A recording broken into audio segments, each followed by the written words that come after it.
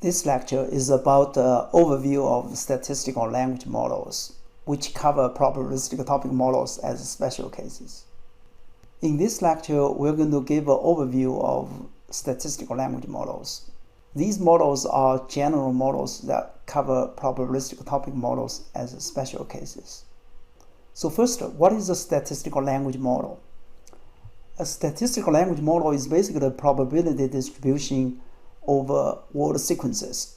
So for example, we might have a distribution that gives today is Wednesday a probability of 0.001. It might give today Wednesday is, which is a non-grammatical sentence, a very, very small probability as shown here. And similarly, another sentence, the eigenvalue is positive, might get a probability of 0.00001. So as you can see, such a distribution clearly is context dependent. It depends on the context of discussion. Some word sequences might have higher probabilities than others, but the same sequence of words might have a different probability in a different context. And so this suggests that such a distribution can actually characterize topic. Such a model can also be regarded as a probabilistic mechanism for generating text. And that just means we can view text data as data observed from such a model. For this reason, we also call such a model generative model. So now, given a model, we can then sample sequences of words. So for example, based on the distribution that I have shown here on this slide, we might, let's say, sample a sequence like today is Wednesday, because it has a relatively high probability. We might often get such a sequence. We might also get the eigenvalue is positive sometimes with a smaller probability. Very, very occasionally we might get today Wednesday is, because the probability is so small. So in general, in order to characterize such a distribution, we must specify probability values for all these different sequences of words. Obviously, it's impossible to specify that because it's impossible to enumerate all the possible sequences of words. So in practice, we will have to simplify the model in some way. So the simplest language model is called a unigram language model. In such a case, we simply assume that the text is generated by generating each word independently. Now, in general, the words may not be generated independently, but after we make this assumption, we can significantly simplify the language model. Basically, now the probability of a sequence of words, W sub 1 through W sub n, will be just a product of the probability of each word.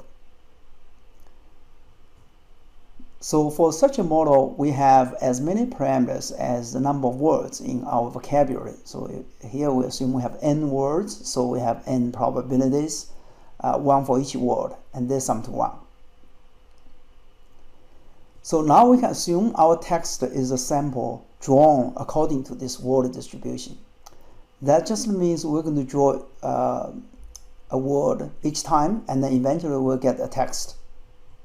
So for example, now again, we can try to sample words according to a distribution.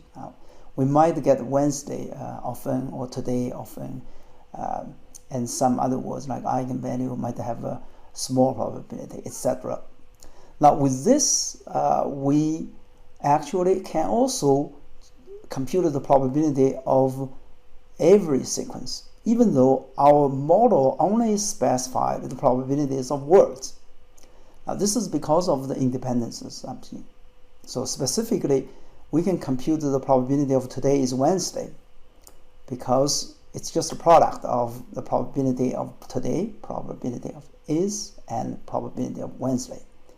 For example, I showed some fake numbers here, and we might then multiply these numbers together to get the probability of today is Wednesday. So as you can see, with n probabilities, one for each word, we actually can characterize the probability distribution over all kinds of sequences of words. And so this is a very simple model. it ignores the word order. So it may not be effective for some problems, such as speech recognition, where you may care about the order of words. But it turns out to be quite sufficient for many tasks that involve topic analysis, and that's also what we are interested in here. So when we have a model, we generally have two problems that we can think about. One is, given a model, how likely we'll observe a certain kind of data points. That is, we're interested in the sampling process. The other is the estimation process, and that is to figure out the parameters of a model given some observed data. And we're going to talk about that in a moment. Let's first talk about the sampling. So here I show two examples of word distributions or unigram language models. The first one has higher probabilities for words like text, mining, association, etc. Now this signals a topic about text mining, because when we sample words from such a distribution, we tend to see words that often occur in text mining context.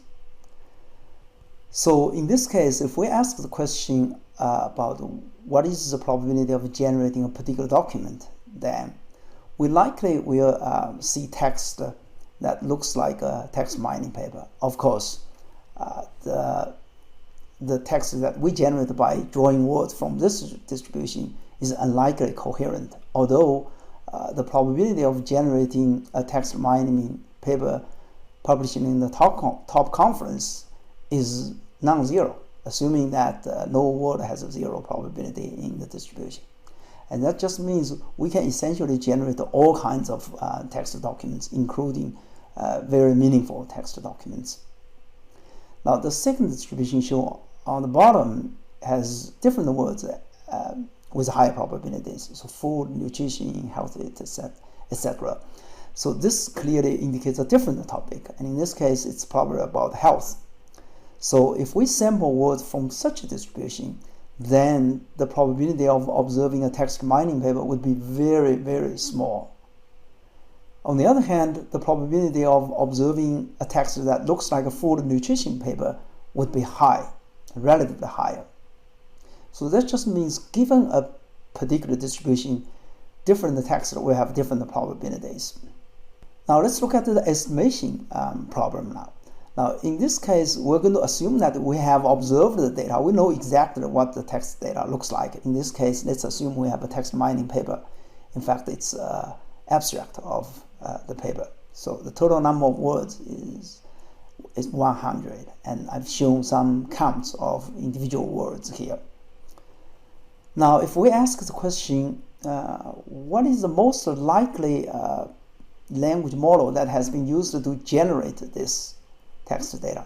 Assuming that the text data is observed from some language model, what's our best guess of this language model? Okay, so the problem now is just to estimate the probabilities of these words, as I've shown here.